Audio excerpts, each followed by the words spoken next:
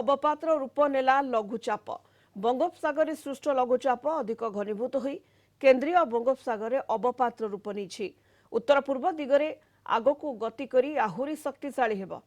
काली सकाळ बेलकू यह पूर्व केन्द्रीय बंगोपसागर शक्तिशाली होई बात्यारे परिणत हेब। बात्यार रूप नेबा परे यह उत्तर दिगरे गति करिबा 26 तारिख मध्यरात्रि रे सागर द्वीप और खेपुपरा मध्य देई उपकूल अतिक्रम करने संभावना रही। तेरे ओडिशा उपरे बात्यार सीधासलख प्रभाव पड़िबो नाही। रविवार ठारू राज्य में वर्षा आरंभ होगा संभावना रही। विशेषकर उत्तर ओडिशा रे प्रबल वर्षा हेब।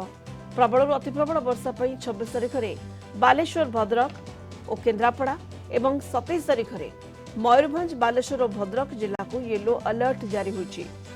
बात्या प्रभाव में समुद्र अशांत थिबारु मत्स्यजीवी को समुद्र को बारण करा जायछि।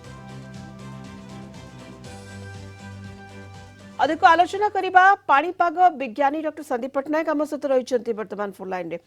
आपनको स्वागत करने को चाहिए। आलोचना डॉक्टर पटनायक लघुचाप अवपातर रूप नहीं आहुरी घनीभूत होब शक्तिशाली होब।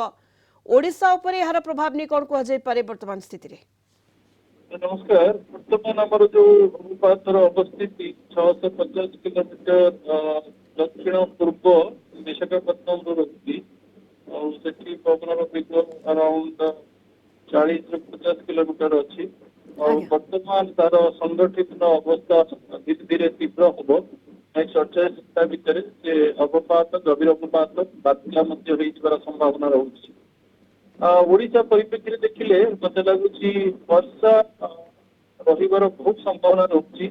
25 तारिख 26 तारिख और 27 तारिख उत्तर ओडिशार जिला मानक पर्टिकुलरली पुरी रु बालेश्वर और पार्श्ववर्ती जिला मान वर्षा और मॉडरेट पवन और थंडरस्टॉर्म घड़घड़ी बिजुड़ी संभावना रही। पर्टिकुलरली 26 तारिख दिन टे बेसी रहिबो और 27 तारिख दिन उत्तर ओडिशा रहिबार संभावना। ओके डॉक्टर पटनायक ये केते इंटेंसिफाई हेबो केते शक्तिशाली हेबो कारण बात्यार रूप नेबा तो संभावना रहुची एवं तापरे आहुरी शक्तिशाली हेबो कि एवं ओडिशार प्रभाव नहीं जदि आमे कहबा 26 तारिख रु ही प्रभाव अनुभूत हेबो? आज्ञा वर्तमान जो घनीभूत जो प्रक्रिया आरंभ हम तेणु तार अपर स्टेज बात्या कैटेगरी ऊपर को सिवियर सिक्लोनिक स्टॉर्म मिश्रण बात्या हो पारे। मोस्टली से जिते इंटेंसिफाई होके बहुत बड़ एरिया रे तार वर्षा दबार शक्ति रहिबो। ओडिशा परिप्रेक्षी रहिले जेहेतु पश्चिम बंग बांग्लादेश अंचल से जाऊँगी तार दक्षिण पश्चिम बादल खंड माने रहिबे। ओडिशार उपकूलवर्ती जिला पुरी बालेश्वर पार्श्ववर्ती जिला को टच करि पारंती।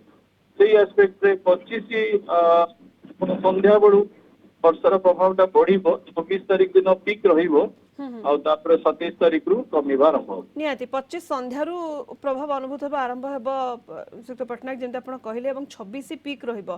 किंतु केवल उत्तर ओडिशा जिला गुड़ी ही प्रभावित हेबो?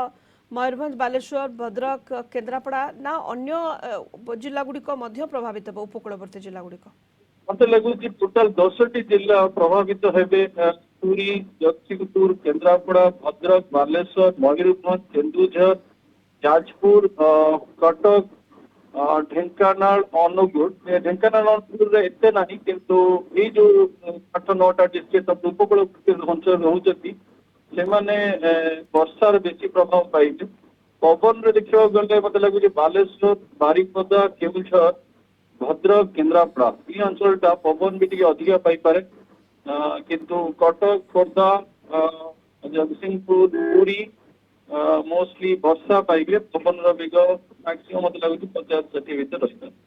ओके बहुत बहुत धन्यवाद। सहित पटनायक आम सहित जोड़ी होते संदीप पटनायक पाणीपाग विज्ञानी विस्तृत भाव आलोचना करुले। लघुचाप अवपातर रूप नहीं संध्यारे डीप प्रिपरेशन और आसंता काली बात्यार रूप नेबा और यार कौन प्रभाव रहिबो वर्तमान कौन अवस्थिति रही प्रभाव कौन रहिबो ओडिशा उपरे एनी विस्तृत भाव आलोचना करुले पाणीपाग विज्ञानी संदीप पटनायक।